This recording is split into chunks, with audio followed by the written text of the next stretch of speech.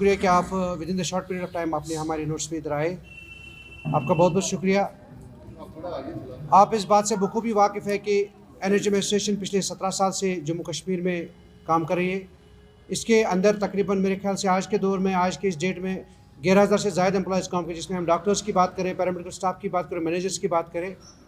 वक्तन फ़ौक्तन आपकी माध्यम से हमने हमेशा अपनी डिमांड्स को उजागर किया है। कई डिमांड्स को सरकार ने अमलाया भी है, मगर कई डिमांड्स अभी भी उनमें अनदेखी हो रही है।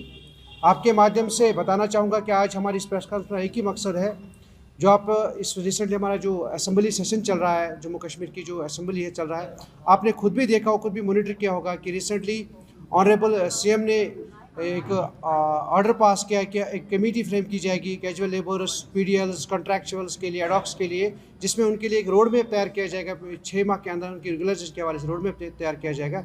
उस ज़िम्मन में हम ऑनरेबल CM से इस बात की उम्मीद रखते हैं कि जो उन्होंने वो ऑर्डर निकाला है, उन्होंने जो आश्वासन दिया है on the floor of house Jammu Kashmir, जिसको मंदिर कहा जाता है, वहाँ पे उन्होंने कहा कि हम एक रोड में विद इन 6 मंथ्स तैयार करेंगे।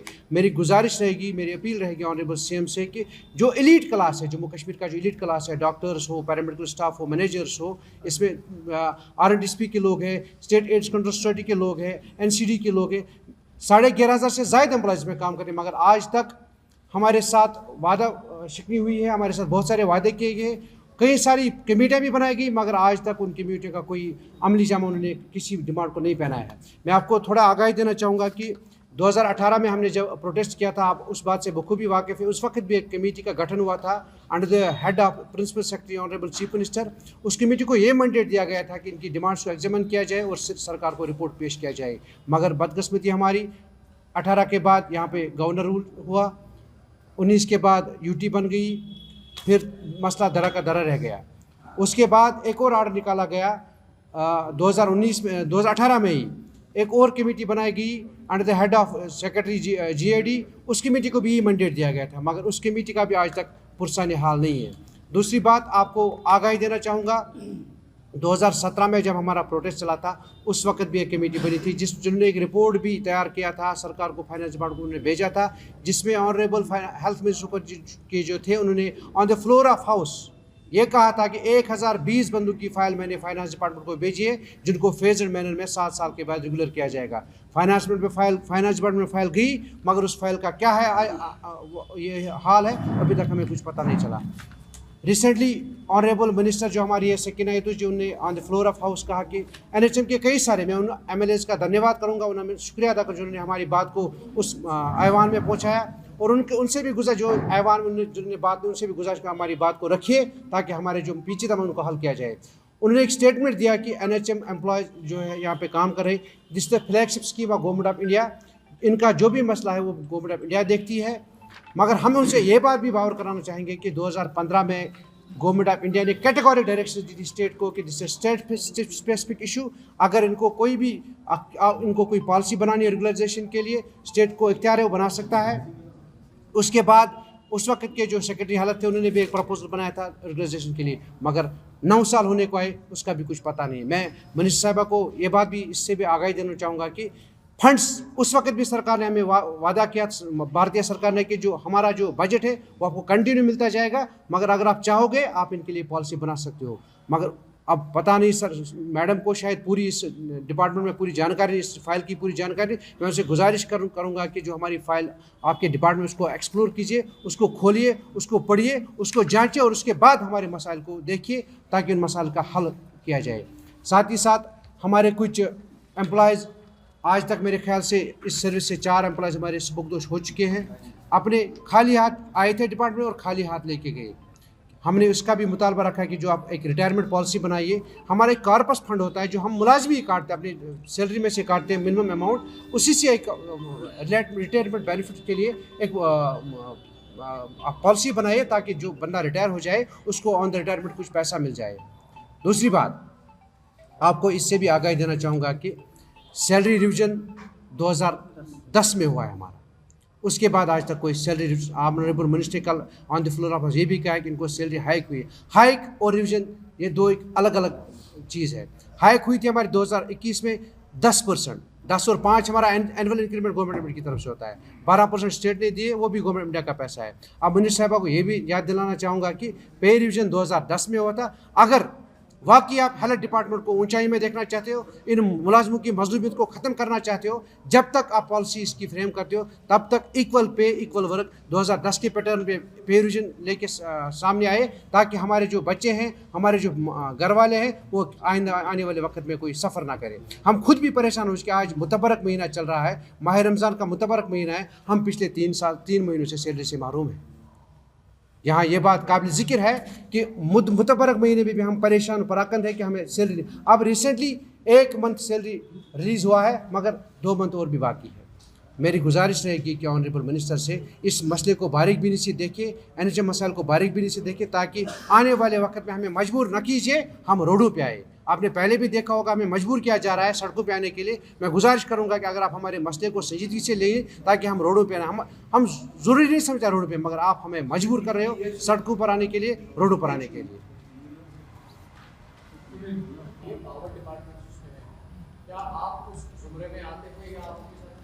देखिए, हमारा जो मसला है that is different than contractual या कैजुअल लेबर्स एंड PDLs। उन्होंने कॉल दियो कि अपने मसाइल को लेकर, मगर हमारा उनके साथ कोई एफिलेशन, हम जो उनके इस हड़ताल का वेलकम करते हैं, उनके भी मसाइल पिछले 20-25 साल से, मगर हमारे भी कोई हड़ताल की ये नहीं है। हमने गवर्नमेंट को बस आज की प्रेस कॉन्फ्रेंस गवर्नमेंट को आगाही के लिए दी है कि अगर आप हमारे मसले को जल्द अज जल्द हल किया जा रहे हैं, चाहे सैलरी का मसला हो, पे रिविजन का मसला हो, एब्जॉर्प्शन ऑफ NHM एम्प्लॉयज़ का मसला हो स्टेट में, और साथ ही साथ रेगुलराइजेशन पॉलिसी का मसला हो, अगर सरकार इसमें नाकाम रहती है तो आइंदा आने वाले वक्त में हमारी जो कमेटी है वो बैठेगी और आने वक्त में तय करेगी कि हमें स्ट्राइक पे जाना होगा कि नहीं, जब वो वक्त पे आपको आने वाले वक्त में बताया जाएगा। इसमें थोड़ा सा मैं ऐड करूंगा,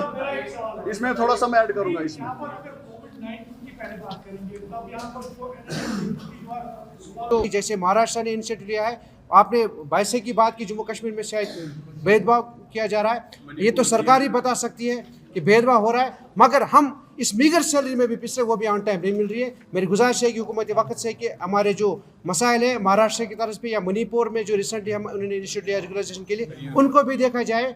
दिल्ली तो हमारी दूर नहीं है, अगर हम सैलरी की बात करें, दिल्ली लद्दाख तो दूर नहीं है, रिसेंटली हमारा वहाँ पे 100% हाइक हुआ है।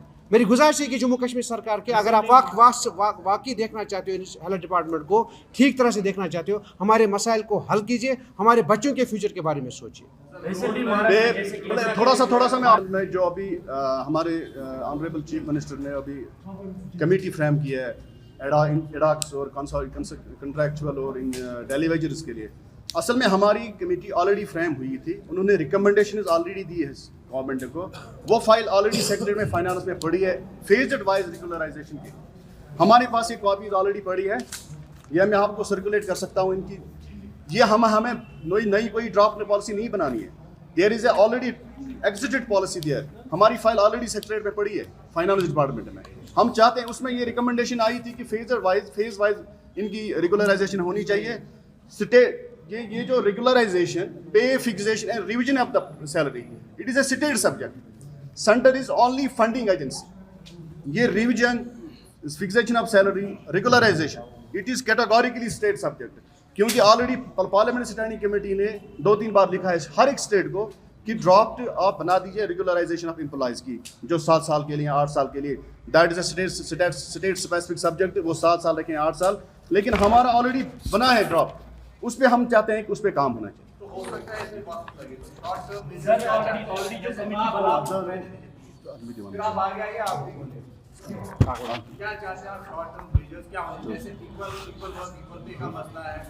देखिए सर,